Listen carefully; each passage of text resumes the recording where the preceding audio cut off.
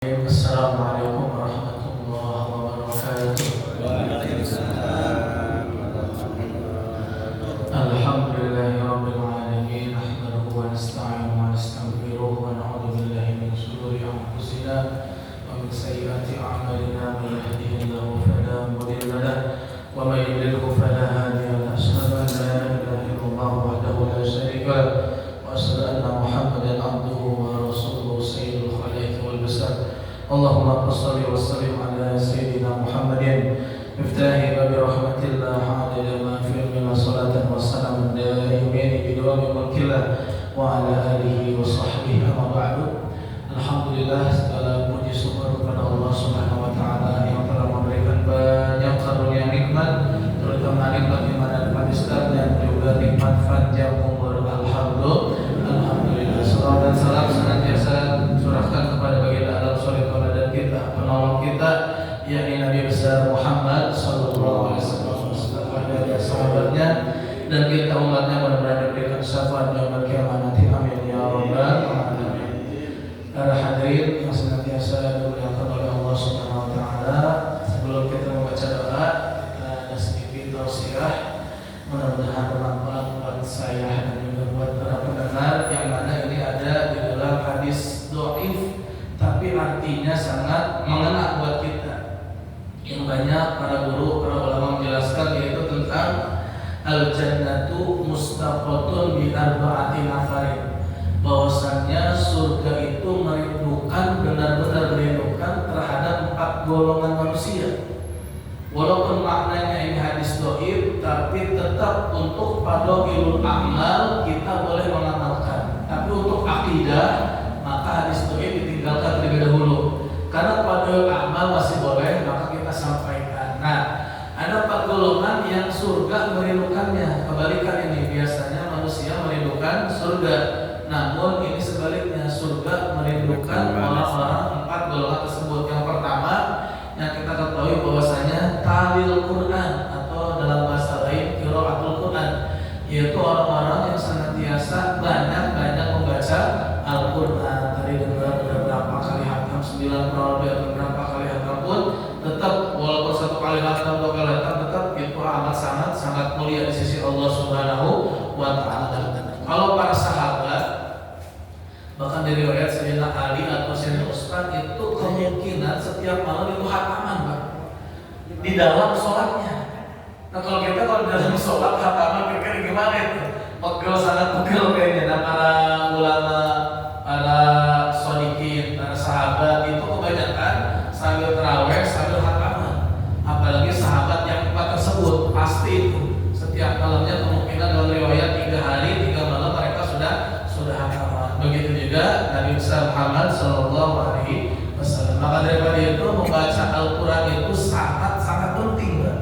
Sangat penting, bahkan tidak tahu makna dan artinya saja sudah dapat pahala, apalagi dibarengi dengan makna dan artinya, atau bahkan asbab nuzulnya, penjelasan para ulama, yaitu sangat mendapatkan pahala dari Gusti Allah Subhanahu wa taala. Maka daripada itu, kata ulama, orang yang sering membaca Al-Quran di rumahnya akan menjadi lega, walaupun mohon maaf rumahnya kurang lega. Karena Quran itu Allah turunkan memang benar-benar melalui malaikat Jibril, kemudian kepada Nabi Muhammad. Terakhir sebetulnya para ulama menjelaskan pisudurin nas, harus ada di dalam dadanya manusia. Jadi Quran itu harus berada di dada-dada kita, Pak. Artinya setidaknya kita belum bisa menguasai terjemahan, arti dan maknanya, setidaknya bacaan kita tidak salah-salah lagi. Artinya benar-benar kita membaca Al-Quran karena Allah Subhanahu wa taala. Dan juga yang harus ditekankan kepada anak-anak kita bahwasanya segala ilmu apapun itu penting, tapi yang paling terpenting ada ilmu Al-Quran. Karena Al-Quran mendapatkan pahala yang berat, yang banyak, dan juga menyelamatkan dia dari api neraka. Iqra'ul Qur'ana fa innahu ya'ti yaumal qiyamah syafi'an li ashabi. Bacalah Al-Quran, maka sesungguhnya Al-Quran menjadikan penolong di hari kiamat. Masya Allah, beberapa kali juz kita dibaca, insya Allah yakini bahwasanya Al-Quran itu akan menolong kita. Insya Allah. Mudah-mudahan memang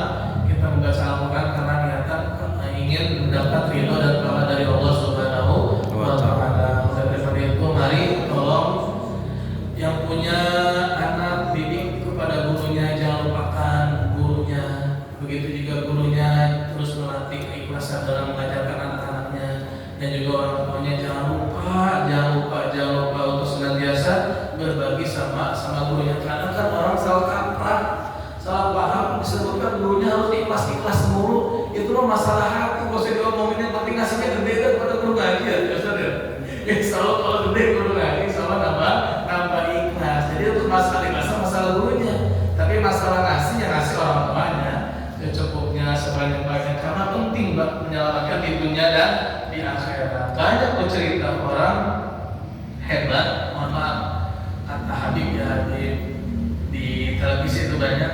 Saya punya teman katanya ngajarin anjing loncat-loncat doang nih, anjing loncat, anjing main, dibayar sebulan 10 juta itu.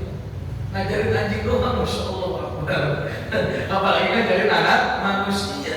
Jangan sampai kita kalah, makanya kadang mohon maaf di masyarakat kurang begitu lah. Tapi tetap sebagai guru ngaji kita ikhlas karena Allah Subhanahu wa Ta'ala. Keberkahan, kemanfaatan insya Allah datang dari arah yang baik insya Allah. Nah itu yang pertama, bahwasanya yakini orang yang membaca Al-Quran benar-benar sungguh-sungguh akan diridhokan oleh Allah, oleh surganya Allah Subhanahu wa Ta'ala. Mudah-mudahan kita dijadikan ahli surganya Allah Subhanahu wa Ta'ala. Amin ya rabbal alamin. Yang kedua adalah hifdzul lisan. Yang kedua adalah menjaga ucapan. Ini yang sangat berat nih, menjaga ucapan. Maka daripada itu kita harus menjaga ucapan kita. Setidaknya tidak bisa maka ucapannya yang baik. Dalam hadis dijelaskan, maka nayyu'minu billahi wal yawmil akhir falyaqul khairan aw liyasmut. Kalau kita nggak bisa berbicara baik-baik, cukuplah diam. Sekali dia berbicara, tolong ucapkan perbicaraan yang benar dan bagus dan baik. Nah, yang kedua. Yang ketiga adalah al-ta'am. Yang akan dilakukan oleh ahli surga adalah orang yang senang berbagi apa saja boleh, berbagi ilmu, berbagi nasihat, berbagi harta, makanan dan lain sebagainya. Apalagi di bulan puasa, ketika berbagi maka pahala kita akan dilipat gandakan oleh Allah Subhanahu wa Ta'ala. Yang terakhir adalah as-shaimin fi Ramadan. Orang yang diridhokan oleh surga adalah orang yang berpuasa di dalam bulan Ramadan. Ketahuilah bahwa mohon maaf, misalkan ada satu orang sengaja mokel atau membatalkan, tidak ada uzur di hari ini, membatalkan puasa di siang hari, diganti dengan hari yang lain berapa tahun, itu tidak sebanding pahalanya dengan puasa Ramadan dalam satu hari. Kecuali tadi ada uzur, sakit, ke dokter dan sebagainya, itu sah-sah saja, wajar saja. Maka daripada sungguh rugi orang benar-benar sengaja gak puasa, apalagi di muka umum, naudzubillah min dzalik, kayak menentang Allah Subhanahu wa Ta'ala. Adalah kan wajib, kecuali orang sembunyi-sembunyi wajar. Apalagi orang yang di muka umum sengaja tidak berpuasa. Yang ini puasanya puasa satu hari di bulan Ramadan jauh lebih baik daripada puasa di bulan Ramadan sampai beberapa tahun kemudian. Daripada itu pahala puasa di bulan Ramadan sangat-sangat besar. Maka kita terus senantiasa bersyukur kepada Allah Subhanahu wa Ta'ala. Mungkin sampai sekian. Jika ada kebenaran itu datangnya dari Allah Subhanahu wa Ta'ala, kekurangan datangnya dari hamba pribadi. Dan juga mohon maaf, saya pribadi jarang kesini untuk baca Quran karena di musola depan Nurul Islam tuh Ustaz Masri. Di situ biasanya kita juga ada rekaman kemarin malam Selasa atau malam Senin itu sama di Taman Alhamdulillah sama Ibu Bini juga. Jadi mohon maaf jarang kesini. Kalau malam kita tugasnya di Masjid Nurul Islam, pinggir jalan dekat Bang Amur, depannya Abang Amur, atau dekat TK-nya atau TPA-nya Ustaz Masri. Mudah-mudahan yang kita sampaikan bermanfaat untuk diri saya pribadi dan juga bermanfaat para jamaah. Dan juga terus tanamkan kita tadarus bertahun dan juga ajak anak-anak kita, saudara-saudara kita untuk senantiasa bisa mengaji. Karena tanda orang sukses di bulan Ramadan bukan di dalam bulan Ramadan, tapi setelahnya. Setelah bulan Ramadan, apakah kita benar-benar sanggup masih membaca minimal sehari 2 lembar 3 lembar atau tidak? Makanya kalau di Ramadannya rajin, di luar Ramadannya malah memble apa kurang, itu terlalu itu. Nah minimal habis subuh, habis maghrib itu kita dawamkan minimal 2 lembar 3, apalagi beberapa ayat itu luar biasa. Nah itu tanda puasa Ramadannya sukses. Di luar Ramadan dia akan semangat untuk melakukan amalan baik. Terima kasih untuk doa. Mungkin Ustaz Ajis karena suara lagi masih serak pemulihan, kurang lebihnya mohon maaf. Wassalamualaikum warahmatullahi wabarakatuh.